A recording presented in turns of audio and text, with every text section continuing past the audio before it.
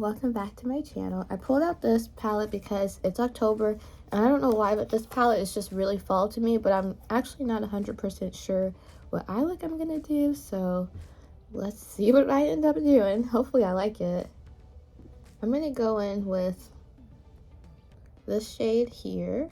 These shades look a lot different on the camera than they do in person. They look a lot more cool tone in person than they do on camera. And I'm going to go with my fluffy brush and just use that as a transition shade.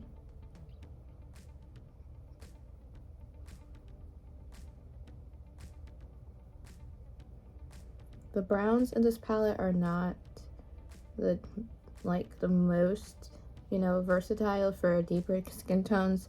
So there's not going to be a lot of payoff with the brown shades, but the shimmers in here are so pretty. So that's why I keep using it. Okay, now I'm going to go in with this orange shade because I do not have a glitter orange shade like anywhere else in my other palettes. And I don't think I've ever used this. It looks like I've used it, like it looks like I've swatched it at least, but I don't really remember. So we're going to try it out because orange is very fall colors. So let's see.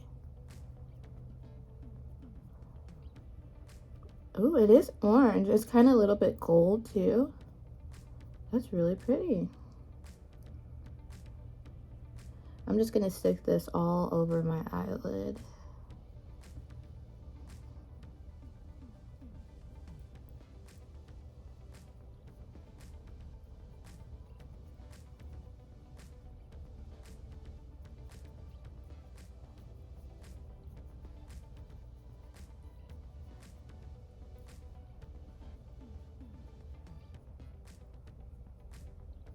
Okay, now I'm gonna go in with this shade. It's the darkest shade in this palette, the darkest matte shade besides the purple. And I'm just going to use that to maybe kind of deepen up the outer V a little bit. And I'm gonna use my fluffy brush for this too.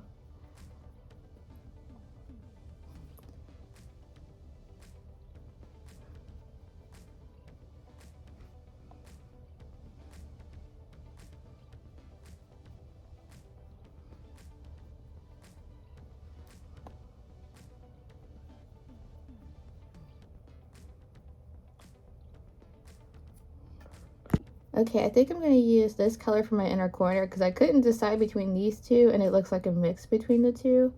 So I'm just going to use this bright kind of gold color and just put that right here. See what I mean? The shimmers in this palette are just so pretty. It's just the matte shades that are kind of lacking a little bit, but the shimmers are just so beautiful. Okay, so I'm back and I put on my lashes and my eyeliner and my mascara, and I did my eyeliner straight back. I love the way it looks. I usually try to do it slightly upwards to follow the natural shape of my eye, but I just kind of went against that and went straight back, and it looks really good. I need to do that more often. I have not used this one in a while. It's the Morphe Hint Hint Skin Tint in the shade Hint of Truffle. I don't know if this will, it'll still match me, I'm sure. Yeah, it looks pretty good. I'll just do some small drops and then I'll build it up if needed. I'm going to use my beauty sponge to blend it out.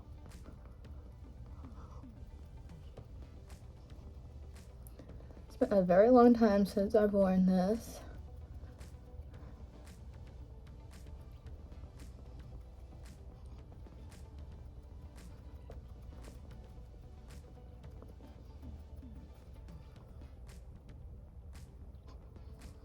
Maybe put some on the forehead, not a ton. And not even drop. I'm just gonna touch that applicator to my forehead, which is probably cross-contamination. It's okay.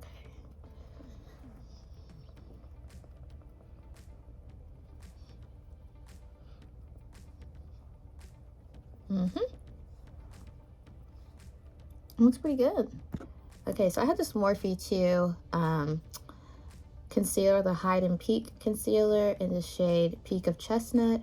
I feel like this might be too dark to put under my eyes, but I just want to see, because I usually use this to deepen up any foundation or skin tint that I have, but I just want to see. I'm gonna do that side with my Morphe skin tint. It kind of already looks too dark. Let's see.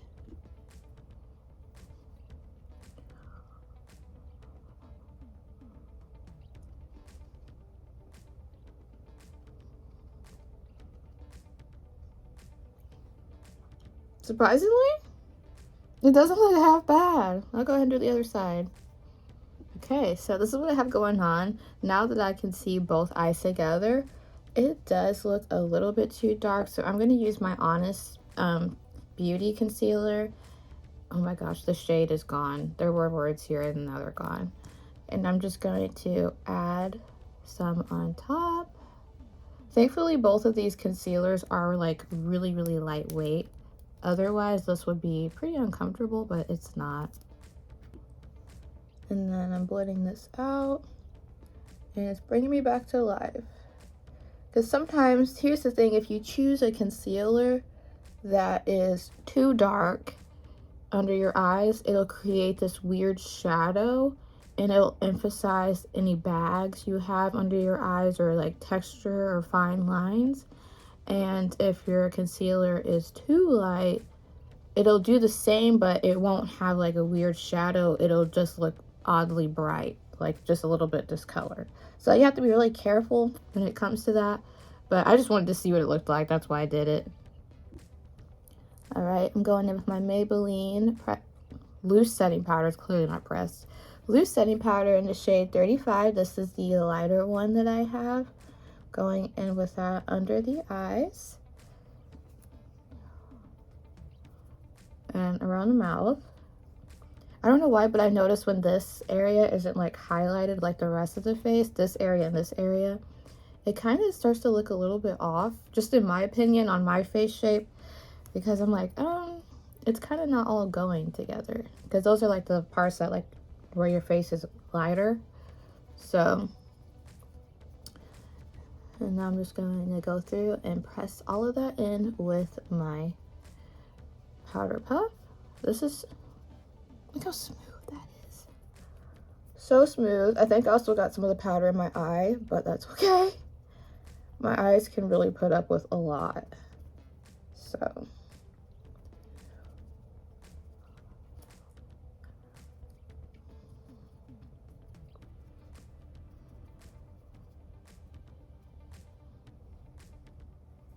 That's so smooth. Looks good. Okay, now I'm going to go in with shade 40 in the same product on the lower half of my face. And this is the darker shade. And I'm using the same powder puff, so that might be why it's not super apparent at first onset. But wow, these two powders together are just absolutely beautiful. I'm going to do the other side and I'll come back. Okay, now I'm going to go with my bronzer. Oh, every time I do this, I get bronzer under my nail. It's gross. And I'm just going to tap that right here. Bring back some dimension to my face.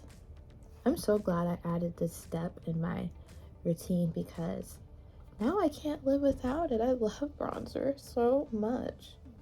There are things like in my makeup routine that I know I will always have to replace whenever I'm doing my makeup because I can't do it without it. Like brow gel, I will go to Ulta and get me some brow gel because I'm like, I can't live without my brow gel. I need that because I wear that on non-makeup days. So it's like, man, if I'm wearing it on a non-makeup day, I definitely need it on a makeup day. So brow gel, mascara, stuff like that. But I always keep like 2 or 3 mascaras. There's a lot of things that I just can't live without, and bronzer is now one of them. Now I'm gonna go with my Honest Beauty blush in the shade Femme. This is pretty pigmented. I might have put too much on the, nope, I didn't. Good. Thought I put too much on the brush for a second, but I didn't.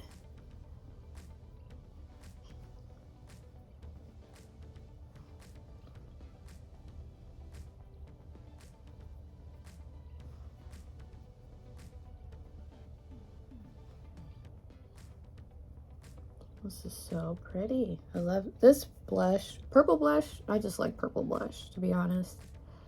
And it's just so pretty because it kind of pulls pink on my skin, and this one is kind of like a deep pink to purple blush, so it looks even more beautiful. Okay, so I just wiped off what I had on my lips, which was basically chapstick and just clear glass, like so I could stay on a little bit longer. But the other day I found this, and I don't know if you guys remember when I got this, but it's the Revlon Cushion Lip Tint. And this is what my lips look like before.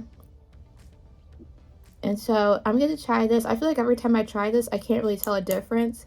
And I always put it on a lot and I leave it on for a long time. So we're going to try it again today. And this one's brown and it kind of has like a metallic undertone.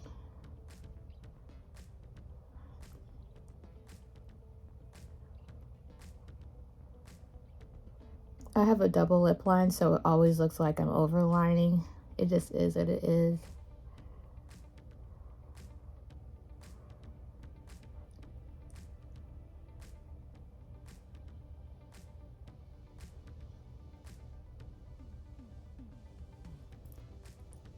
And I put on more. Like I said, I always apply a lot because I always feel like it's me.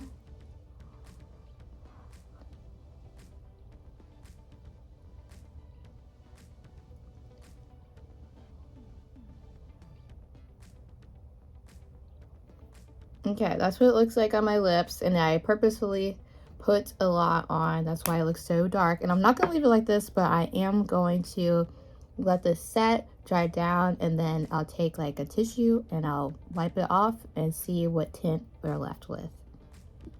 But otherwise, for a side note, this makeup, it matches my neck, but it does not match my chest. Like, it's light. Okay guys, this is the end of the video.